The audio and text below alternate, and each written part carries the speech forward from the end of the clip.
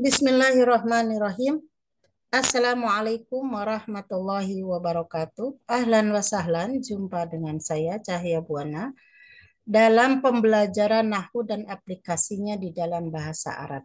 Pada pertemuan kali ini akan membahas tentang pola kalimat dalam bahasa Arab yang ketiga, yaitu setelah jumlah ismiyah, yang kedua pola kalimat jumlah fi'liyah, yang ketiga adalah ini adalah ketiga jumlatu kana wa akhwatuha. Nah, jumlatu itu adalah kalimat kana yang tersusun dari kana wa akhwatuha dan saudari-saudarinya kana. Jadi kana itu tidak sendirian, ada beberapa kata fi'il, kata kerja yang memang berfungsi sama seperti kana. Maka disebut dengan akhwat. Akhwat itu saudara ya, saudara-saudaranya. Kenapa bukan ikhwan? Karena begitu dalam budaya bahasa Arab seringkali huruf-huruf itu dinisbatkan kepada apa muannas perempuan ya, wa akhwatuha, jumlatu kana wa akhwatiha. Oke. Dan di bawah ini ada kata al-muallimu al-jayyidu. Al-muallimu itu guru, al-jayyidu yang baik. Jadi nanti akan membahas tentang mufradat yang akan digunakan tentang guru yang baik. Tetapi mungkin nanti ada beberapa kosakata yang tidak menunjukkan guru baik, tapi itu nanti masuk ke dalam contoh-contoh ya. Seperti biasanya, metode pembelajaran ini mengintegrasikan empat komponen ini. Yang pertama adalah kaidah-kaidah nahwu. Yang pada kesempatan kali ini adalah tentang pola kalimat kana atau jumlatu kana wa akhwatuha. Yang kedua adalah mufrodat. Mufrodat kita akan membahas tentang mufrodat, kosakata yang ada yang baru kita gunakan adalah terkait dengan al-muallimu al-jayyidu, guru yang baik. Nah, yang ketiga tatbiqun, aplikasi ya, penerapan, kita aplikasikan qaid kana dan akhwatnya itu serta mufrodat tentang al-muallim al-jayyid ini di dalam struktur, di dalam kalimat. Nah, kita tatbik. Yang terakhir adalah i'rab. I'rabun itu adalah posisi sebuah kata di dalam kalimat. Di dalam ilmu nahwu, i'rab ini sangat penting. Tanpa i'rab, nahwu itu seperti hambar gitu ya. Baik, ini menghalangi. Saya kecilkan dulu. Nah, ini adalah beberapa kosakata yang akan digunakan nanti di dalam kalimat yang terkait dengan sifat-sifat seorang guru. Nah, seorang guru. Nah, mulai dari kata hazimun. Hazimun. Nah, kita ulang lagi ya. Hazimun ini untuk muzakkar laki-laki, perempuannya hazimatun. Nah, hazimun dan atau hazimatun itu artinya adalah tegas. Tegas bukan galak ya. Galak nanti ada di sini. Nah, dia tegas. Yang kedua, kosakata yang kedua adalah mutahammisun. Kalau perempuan, mutahammisatun. Mutahammisun. Mutahammisun artinya bersemangat atau bergairah. Nah, yang ketiga adalah muta'abun. Muta'abun atau perempuan, muta'abatun. Itu adalah lelah. Kita selama ini suka ta'ib, ta'ib. Nah, ya, tapi sebetulnya ya lelah itu adalah mut'ab. Ana mut'abah kalau perempuan. Kalau laki-laki ana mut'ab. Mut'ab itu menggunakan ismul maf'ul. Ismul maf'ul dari at'aba yut'ibu, membuat lelah. Mut'ab berarti dibuat capek. Artinya kita sebagai objek dari suatu yang membuat lelah. Maka lelah adalah mut'ab, digunakannya adalah ismul maf'ulnya. Mut'abun. Yang keempat adalah wasikun binafsihi, atau kalau perempuan wasikotun binafsiha. Kalau saya wasikun binafsi. Nah, artinya ini adalah percaya diri. Wasikun binafsi itu adalah percaya diri. Nah, selanjutnya ada kata mutamassikun. Mutamassikun, kalau perempuan mutamassikatun. Arti yang sebenarnya adalah berpegang. Ya, berpegang. Maka ini kata tidak bisa sendirian. Mutamassikun bi, Nah, berarti berpegang pada kalau di sini mutamassikun bil akhlaqil karimah, berpegang teguh pada akhlak yang mulia, berpegang pada akhlak mulia. Maka saya menerjemahkannya dengan berakhlak mulia. Jadi mutamassikun atau mutamassikatun bil akhlaqil karimah adalah berakhlak mulia. Lalu ada kata selanjutnya musaqqafun. Musaqqafun untuk muzakkar laki-laki, perempuan adalah musaqqafatun. Perhatikan di sini kata musaqqafun dengan musaqqafun ini akan digunakan berdasarkan konteksnya. Nah, konteks pada pertemuan ini adalah terlatih artinya. Bisa terpelajar, bisa berbudaya. Jadi sesuai dengan konteks kalimat ini digunakan kapan. Tetapi ini intinya nih maknanya terpelajar, terlatih, berbudaya. Sedangkan pada konteks ini saya akan menjadikannya dengan kata terlatih. Oke. Berikutnya adalah kata mutamakkinun. Mutamakkinun artinya mampu ya, kompeten, cakap. Kalau perempuan mutamakkinatun, mutamakkin. Ana muallimun mutamakkin. Jadi saya adalah seorang guru yang kompeten atau yang cakap, yang mahir ya. Yang ketiga adalah mutqinun. Mutqinun hampir mirip dengan mutamakkin. Nah, ini ya. Mutkinun kalau perempuan mutkinatun. Ana mutkinun fi darasi lugatil arabiyah. Berarti saya sangat mahir piawai atau ulung di dalam apa namanya pelajaran bahasa Arab. Selanjutnya kata latifun. Latifun kalau perempuan latifatun itu lembut. Nah, latifun. Oke. Yang berikutnya adalah hadiun. Kalau perempuan adalah hadiatun itu tenang. Nah, tenang, adem, kalem gitu ya, kalem. Lalu selanjutnya kata mukhlisun. Mukhlisun, kalau perempuan mukhlisatun. Ini kalau orang Indonesia sudah biasa mendengar kata ikhlas. Nah, ikhlas itu apa bentuk yang sama dengan mukhlis, tapi mukhlis untuk kata sifat atau orang ya. Artinya ikhlas, tulus, tulus ya. Di sini ikhlas dan tulus sama artinya. Yang selanjutnya kata najihun, ini kosakata sebenarnya sudah familiar ya. Najihun artinya sukses atau berhasil. Kalau perempuan najihatun, ana mudarrisun najihun. Ana mudarrisatun najihatun. Saya adalah seorang guru yang sukses, gitu ya. Muhtaramun, muhtaramun. Muhtaramun, perempuan muhtaromatun, artinya dihormati atau dihargai. Oke. Uridu an akuna mudarrisan muhtaroman. Saya ingin menjadi seorang guru yang dihormati dan dihargai. Kemudian yang terakhir kata tayyibun, kalau tayyibun perempuan tayyibatun. Nah, ini sering mendengar misalkan tayyib ana uridu an ulkian. Nah, kata tayyib itu baiklah. Nah, tayyibun sebenarnya adalah kata sifat. Kalau perempuan tayyibatun itu artinya baik. Baik. Maka tayyib, baik, baiklah gitu ya. Syarisun yang berikutnya adalah kata syarisun. Awalnya kemudian syarisun, perempuan syarisatun, itu artinya galak, kejam. Ini bukan al-muallim al-jaid, tetapi nanti akan digunakan untuk lawan kata dari ini guru itu apa mudaris syaris. Nah, berarti guru yang galak. La ya juzu anakuna mudarisan syarisan. Nggak boleh kita menjadi seorang guru yang galak. Terakhir kata jayidun, kalau perempuan jayidatun, ini menjadi tema kita kali ini, artinya juga sama-sama dengan tayyib, itu al-muallim al-tayyib, al-muallim al-jayyid, yaitu guru yang baik. Nah, baik kita masuk pada pola kalimat pada kaidah kita hari ini. Nah, kawaid nahwunya apa yang akan dibahas itu kana wa akhwatuha.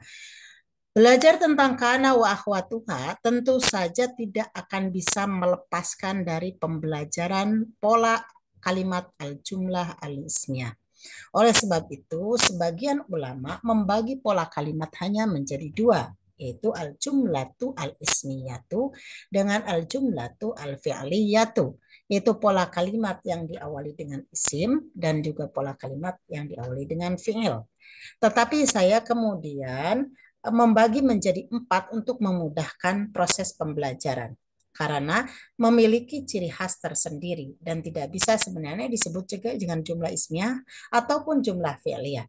Karena kalau jumlah ismiyah akan diawali dengan isim, sedangkan di sini diawali dengan fi'il.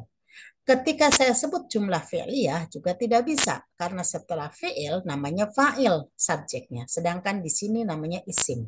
Jadi itulah mengapa saya kemudian membagi pola kalimat di dalam pembelajaran ini menjadi 4, yaitu al-jumlatu al-ismiyatu, al-jumlatu al-fi'liyatu, al-jumlatu kana wa akhwatuha, dan jumlatu inna wa akhwatuha. Karena ini pola kalimat dalam bahasa Arab sebenarnya pada 4 ini.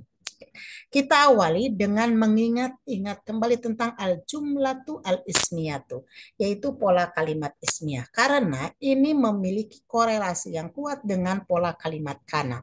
Di mana letak korelasinya? Nanti kita cek di sini. Oke, apa yang dimaksud dengan al-jumlatu al-ismiyatu? Masih ingat ya? Al-jumlatu allati tubda'u bil ismi, yaitu kalimat yang diawali dengan isim. Isim namanya rumusnya mubtadaun. Jadi isim ini di awal kalimat namanya mubtada, namanya subjeknya adalah mubtada. Lalu predikatnya disebut dengan khobar mubtada. Ini khobar mubtada ya, predikatnya khobar kembali kepada mubtadanya. Ini rumusnya. Contohnya di sini al-muallimu, mubtada isim ini di awal kalimat namanya mubtada dibaca dengan marfu. Al-muallimu najihun, najihun, sukses berhasil fi ta'limihi dalam pembelajarannya. Ini adalah contoh dari jumlah ismiyah. Nah, kita sekarang menuju kepada jumlatu kana au akhwatuha. Apa yang dimaksud dengan pola kalimat kana? Pola kalimat kana adalah al-jumlatu, yaitu kalimat allati yang tubda'u diawali. Nah, dimulainya dengan apa? Bi fi'li kana, dengan kata kerja kana, an-naqisoh. Kenapa disebut an-naqisoh? Nanti saya jelaskan ya. Bi fi'li kana an-naqisoh, dengan fi'il kata kerja kana an-naqisoh, au akhwatiha, atau akhwatnya kana, saudara-saudaranya kana ini. Saudara atau saudarinya kana. Jadi gini, jadi kalimat diawalinya bukan dengan isim tetapi dengan fi'il, tapi fi'il yang dimaksud adalah kan nakis, apa tidak sempurna. Kenapa disebut dengan kana, kata kerja yang kana dan saudaranya itu disebut nakis, tidak sempurna? Pertama karena setelah fi'il adalah fa'il. Tapi di dalam kana adalah isim yang diambil dari mubtada. Dia hanya bisa masuk pada kalimat jumlah ismiyah ini. Jadi kana ini spesialisasi masuk kepada pola kalimat ismiyah ini. Jadi hanya karena oleh sebab itu dia disebut dengan nakis, tidak sempurna seperti fi'il-fi'il lainnya. Jadi dia hanya masuk kepada jumlah ismiyah. Karena fungsinya yang tidak sempurna itu dan hanya masuk pada pola kalimat ismiyah ini disebutlah dengan af'al naqisoh. Kata kerja yang tidak sempurna. Ya. Oke, kita lanjutkan. Rumusnya adalah, nah, kita masukkan kana dan akhwatnya ke dalam mubtada dan khobar ini. Jadi kana atau akhwatnya kana, nanti akhwatnya setelah ini kita bahas. Lalu masukkanlah ke dalam mubtada dan khobar. Namanya kemudian berubah. Asalnya mubtada di dalam jumlah ismnya, nanti berubah nama menjadi ismu kana. Khobar mubtada berubah nama menjadi khobar kana. Nah, inilah perubahannya. Lalu apalagi yang kalau begitu selain nama yang berubah, maka terjadi perubahannya di dalam khobarnya, khobar mubtada atau khobar kana. Jadi ini namanya khobar mubtada. Al-muallimu najihun. Najihun khobarnya itu marfu'un. Khobarnya marfu'un. Najihun.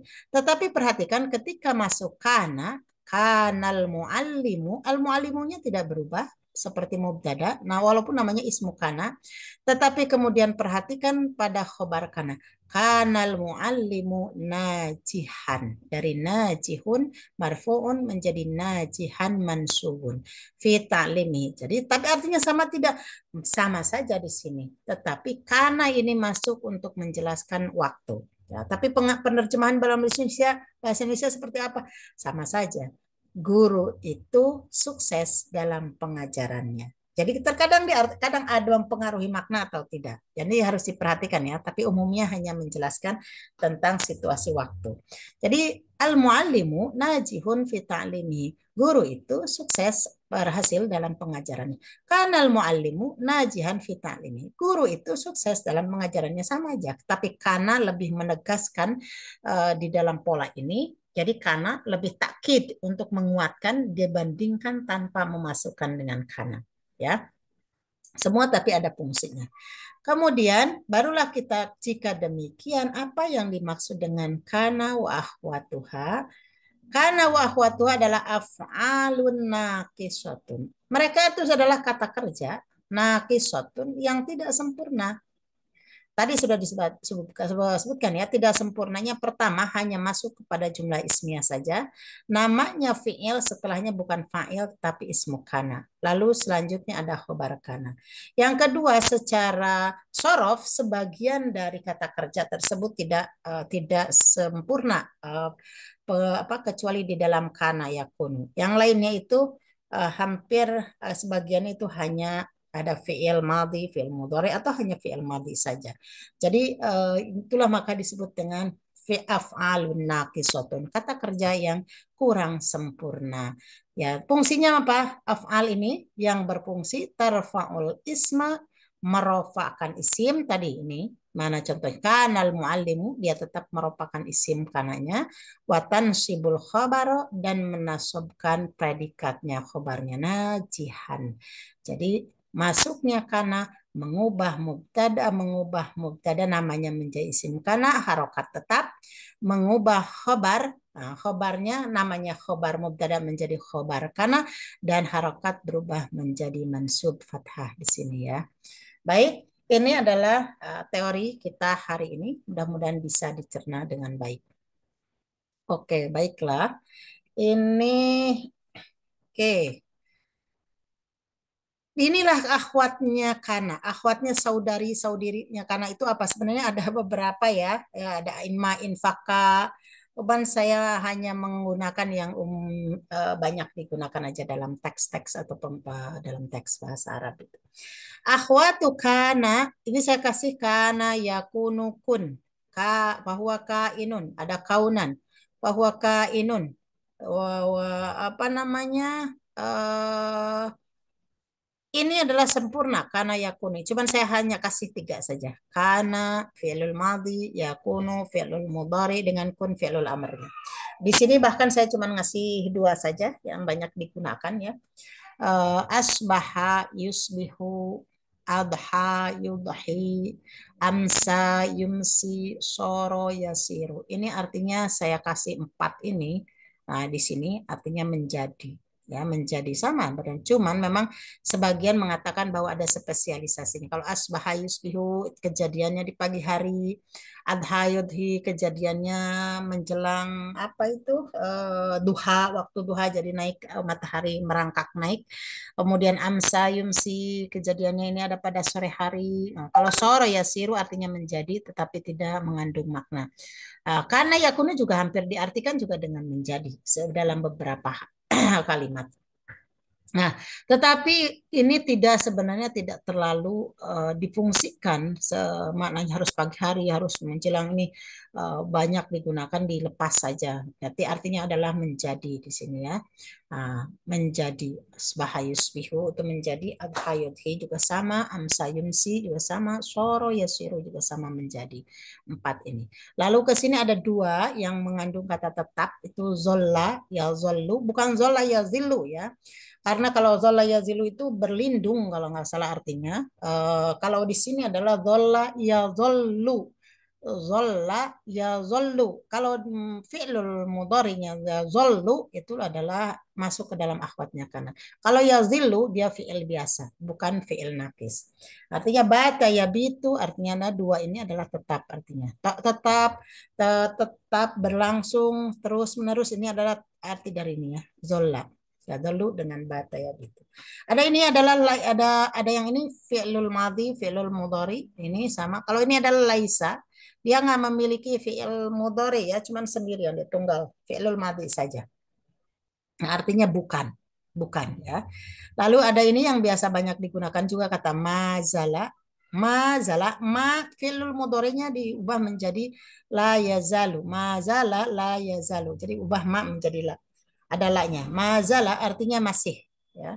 Lalu ini madama la yadamu artinya selama. Nah, ini madama ini punya aturan sendiri ya. Dia tidak boleh diletakkan di awal kalimat. Jadi dia difungsikan setelah ada kalimat sebelumnya. Nanti contohnya saya contohkan di di lembar berikutnya.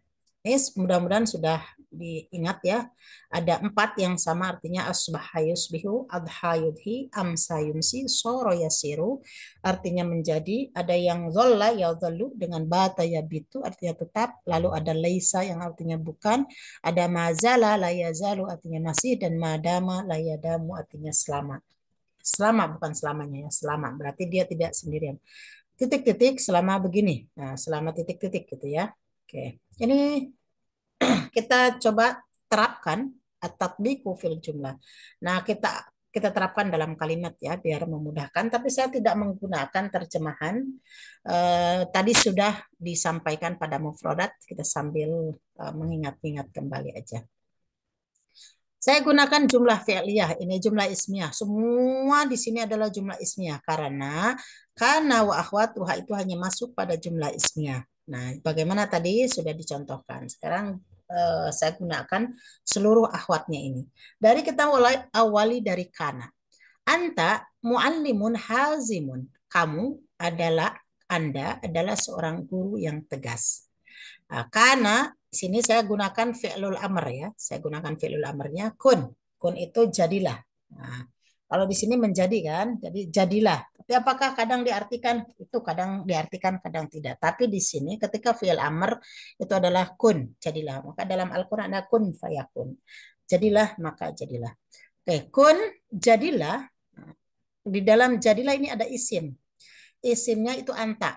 Nah, di dalam kun merintah kan nggak mungkin ke siapa, ini merintahnya kepada Anda. Jadilah Anda mualliman. Nah, ini adalah khobarnya. Asalnya muallimun jadi mualliman.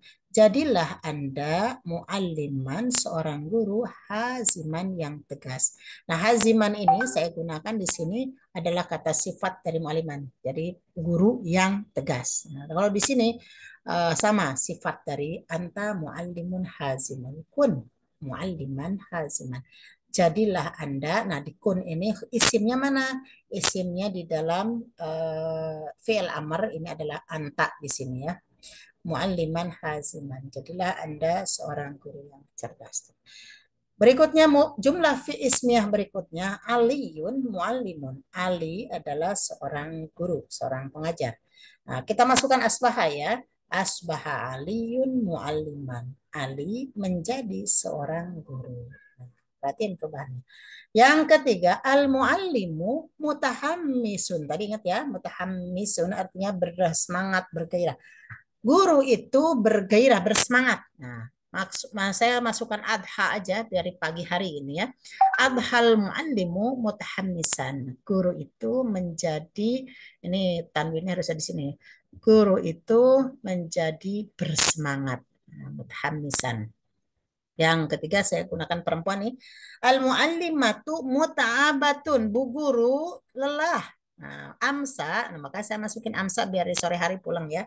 Amsat, nah ini mengikuti kaidah fi'il, fi'il ya. Amsat ketika masuk ada tak perempuan. Amsat al-muallimatu muta'abatan. Bu guru lelah, menjadi lelah gitu ya. Sini berikutnya contohnya al-mudarrisu wasiqun binafsihi. Pak guru itu percaya diri. Nah, kita masukin sorol mudarrisu wasiqun binafsihi. Pak guru menjadi percaya diri. Nah, ini menjadi semuanya contohnya di atas ya. Nah, kita sekarang masuk pada kata dolla. Bagaimana cara menggunakan dolla? Nah, al-mudarrisatu mutamassikatun bil akhlaqil karimati. Bu guru berpegang teguh pada akhlak yang baik atau bu guru itu berakhlak baik, berakhlak mulia. Nah, kita masukin kata dolat. Zollat al-mudarrisatu, bu guru tetaplah mutamassikatan bil akhlakil karimah. Dia tetap berpegang pada akhlak yang baik atau berakhlak mulia. Selanjutnya kita gunakan kata bata, al-muallimu al-musaqqafu mutamakkinun min madatihi. Guru yang terlatih itu, terpelajar atau terdidik, nah di sini ya, mutamakkinun min madatihi. Dia kompeten pada menguasai materinya. Oke, coba kita masukin kata bata. Batal muallimu al-musaqqafu mutamakkinan min madati. Seorang guru yang terpelajar, yang terdidik itu tetap dia mampu, ini mampu kompeten dengan materinya. Menguasai materi, mutamakkin menguasai materinya. Lanjut. Selanjutnya al-muallimu, ini jumlah ismiahnya. Al-muallimu al-jayyidu, guru yang baik itu dijawab dengan latifun wahadiun. Dia selalu lembut dan tenang, ya. Nah, kemudian kita masukin laisa. Nah, laisal muallimu al-jayyidu, seorang guru yang baik itu bukanlah atau tidaklah syarisan, galak, kejam, wala soariman, sama ya. Sorim, tadi lupa memasukkan kata sorim. Syarisan wala soriman. Tidak galak, tidak apa ini, killer ya, killer itu apa, galak, ganas, apalagi sorim, jutek, agak ya lebih galak lah. Syaris dengan sorim itu mirip ya, ini kejam. Nah, tapi biasanya orang mengatakan killer, nah killer gitu ya. Oke. Selanjutnya al-muallimu al-mukhlisu. Nah, seorang guru yang tulus itu najihun, dia sukses, berhasil fi ta'limihi, di dalam pengajaran. Masukin kata mazala, saya gunakan fi'lul mudhari'nya ya. La yazalul muallimul mukhlisu najihan fi ta'limihi. Guru yang baik itu selalu sukses, selalu berhasil, masih tetap berhasil, ini masalah itu masih tetap berhasil, sukses dalam pengajarannya. Yang terakhir, al-muallimu muhtaramun ladatul labihi. Tulab, ini ada tasydid ya. Al-muallimu muhtaramun ladatul labihi. Al-muallimu, guru itu muhtaramun, dihormati, dihargai, ladatul labihi, di depan murid-muridnya. Kita masukin madama yang saya sampaikan tadi, bahwa madama tidak bisa diletakkan di awal kalimat, tetapi dia harus diletakkan di tengah-tengah. Jadi setelah ada kalimat pengantar. Saya kasih tetap al-muallimu muhtaramun, seorang guru itu muhtaramun, dihargai, dihormati, ladatulabihi, di depan anak mahasiswa, siswa-siswanya, murid-muridnya, madama, selama Thayyiban. Nah, madamal, mana isim madamanya? Ya mudari muallim ini. Madamal muallimu, balik di madama itu ada isim. Isim madama yaitu kepada muallim. Selama dia thayyiban, baik, wakariman, dan baik juga thayyiban wakariman. Selama ia juga baik. Ya, baik. Mudah-mudahan contoh-contoh ini bisa dipahami dan dihafalkan. Lalu kita masuk kepada khobar. Nah, kita maraton aja ya. Khobar kana itu sama dengan khobar jumlah ismiyah. Maka mubtada, khobarnya, khobar mubtada itu ada khobar mufrad, ada khobar jumlah ismiyah, ada khobar jumlah fi'liyah, ada khobar jar majrur, ada khobar dari dhorof. Sama persis dengan jumlah ismiyah. Maka penggunaannya sebenarnya sama saja dengan jumlah ismiyah. Kalau menguasai jumlah ismiyah, maka penggunaan kana ini juga tidak ada masalah. Yang berubah hanya pada khobar mufrad. Khobar mufrad. Khobar mufrad itu apa sih? Yaitu khobar yang akan menjelaskan langsung kepada subjek. Jadi ini ada korelasi langsung ke sini. Misalnya, kanal muallimul jayyidu mutkinan fi ilqa'il madati dirasiyati. Guru yang baik itu mutkinan, piawai, mahir, ulung, fi ilqa'il madati dirasiyah, dalam menyampaikan materi ajarnya. Nah, ketika mukhabar asalnya kalau mubtada itu al muallimul jayyidu mutkinun, kan langsung mutkinun. Nah, ini masukin kana jadi mutkinan. Ini adalah khobar ini menjelaskan langsung kepada muallim. Jelaskan langsung ala muallim. Oke. Nah, sekarang masuk pada khobar jumlah ismiyah. Contohnya, kanal muallimul jayyidu, seorang guru yang baik itu. Nah, apa yang menjelaskan guru yang baik itu? Sautuhu wadihun, suaranya jelas. Jadi wadihun ini menjelaskan pada suara. Maka sautuhu itu jumlah ismiyah. Sautu mubtada lagi, hu ini kembali namanya domir robit, mudhafun ilaih kembali kepada muallim. Ya, dia harus ada jumlah ismnya itu khobarnya harus ada robit domir yang kembali kepada kepada subjeknya ini kepada mubtada, asalnya mubtada ya. Kalau di sini pada isim karena kanal muallimul jayyidu sautuhu wadihun. Seorang guru yang baik itu suaranya jelas. Jadi wadihun ini adalah menjelaskan pada saut bukan pada muallim. Nah, inilah yang dimerahkan sautuhu jamilu jawadihun adalah jumlah ismiyah fi mahalli nasbin khobar kana. Jadi khobarnya ini kalimat. Nah, ini jadi dia tidak menjelaskan langsung kepada ke sini. Nah, inilah yang disebut dengan khobar jumlah ismiyah. Beda dengan mutkinan yang menjelaskan langsung kepada subjeknya. Nah, lalu yang ketiga contohnya adalah jumlah khobar jumlah fi'liyah. Kanal muallimul jayyidu, seorang guru yang baik itu, lalu kemudian dijelaskan dengan warna yang merah ini, yastakhdimu alwasaila at-ta'limiyata, salah ini, alwasaila at-ta'limiyata al-mufidata. Aduh, nah, dibetulkan nanti ya. Seorang guru yang baik itu menggunakan media ajar yang bermanfaat. Jadi ini naat manut ya, ini al-wasaila at-ta'limiyata al-mufidata. Rokatnya salah.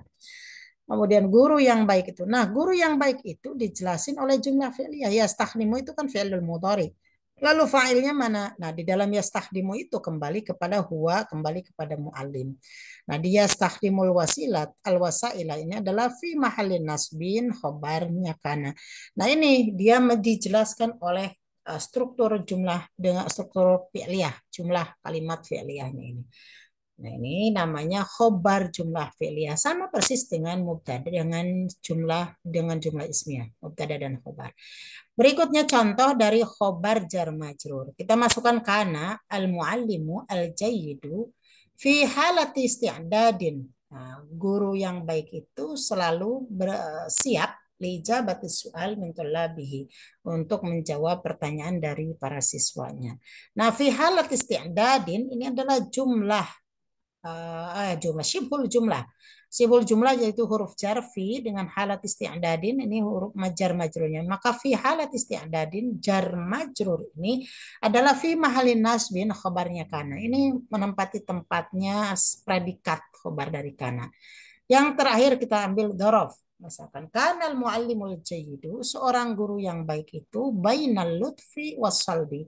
Dia antara lembut dan keras fi mauqifihi, di dalam sikapnya. Jadi artinya yang tadi hazim, tegas ya. Jadi dia bainal lutfi wassalbi, antara lembut dan juga keras fi mauqifi dalam sikapnya. Nah, bainal lutfi wassalbi itu adalah menempati posisinya khobar kana. Maka khobar kana itu fi mahalin nasbin. Saya hanya kana aja menggunakannya biar memudahkan. Yang lainnya silahkan diterapkan dengan akhwat-akhwatnya yang lain. Baina lutfi wasal di antara, jadi baina ini adalah daraf.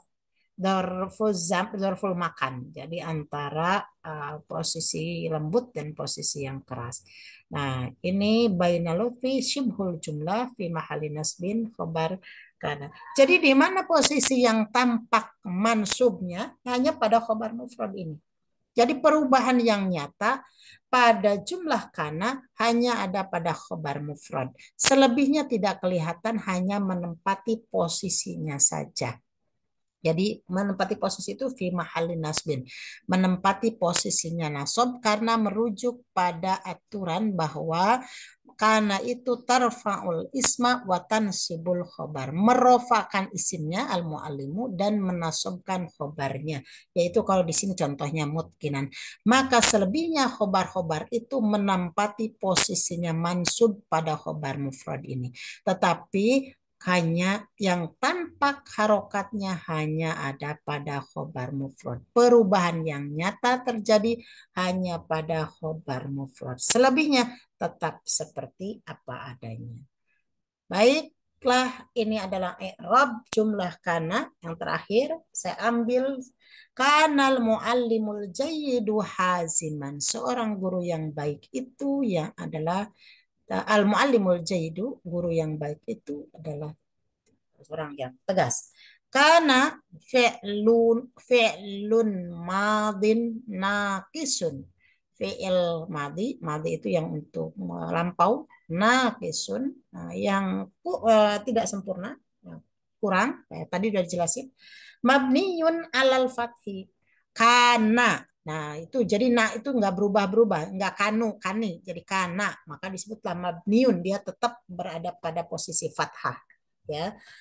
Al-muallimu ismu kana marfu'un. Nah, kana muallimu marfu'un, rofa. Domah di sini ya.